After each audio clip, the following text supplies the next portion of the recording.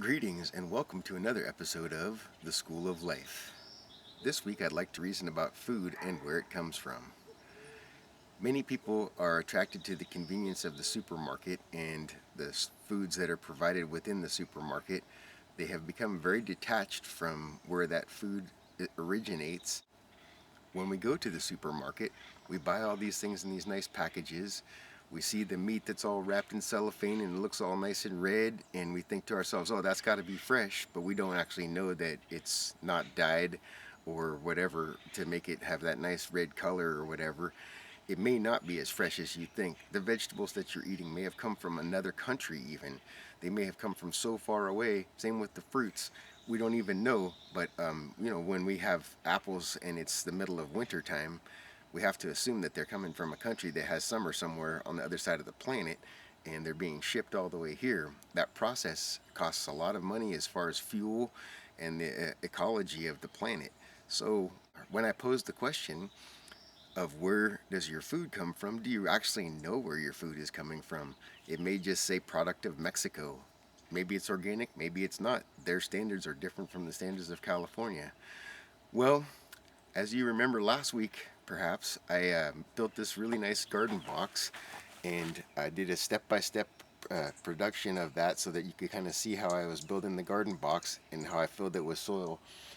As you can now see, I've populated it with vegetables, and around the vegetables I've planted seeds so that when these vegetables are done with their cycle, the seeds will take their place, and each week I will continue to plant more seeds in an effort to make sure that there's an ongoing harvest in my garden.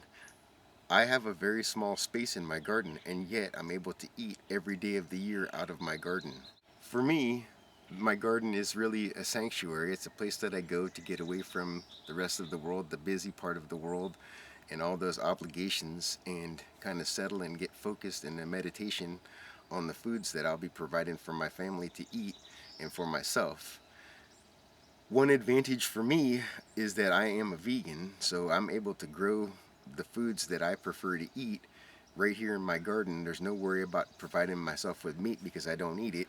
And so all this great vegetable matter right here, all these plants will provide the nourishment that will sustain me for the coming months and years. And there will be an ongoing supply. As I mentioned, I grow everything to seed.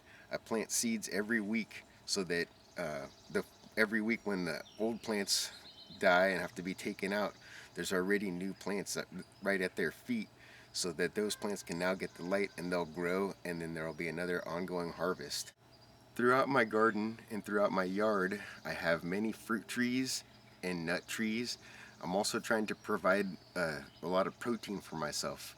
I can't grow enough soybeans to make the tofu that I would like to be eating every single day, so I have to supplement sometimes with nuts and things like that. I love to have a huge variety of fruits, so I have very many fruit trees throughout my yard. I'm growing peaches and nectarines and plums and pears and apples and cherries and grapes.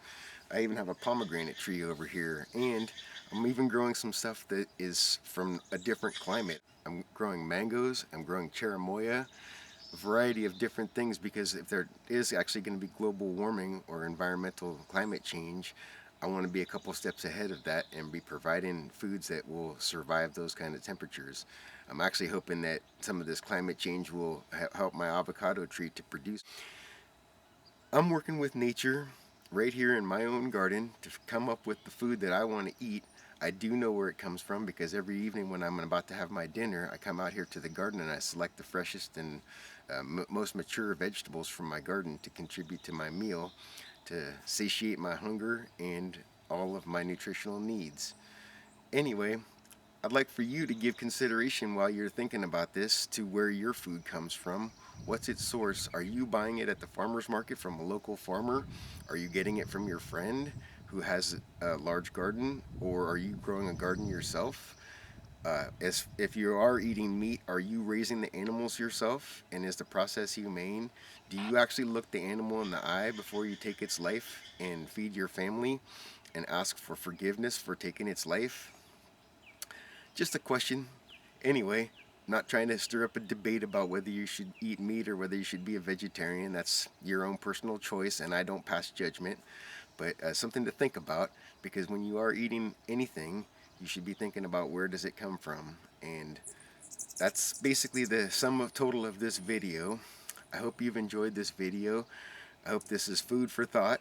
And if you like this video, please click like or leave a comment down below. If you'd like to see more videos of this nature, please subscribe on my YouTube channel. I'm Burton Eubank, and I thank you very much. Bless.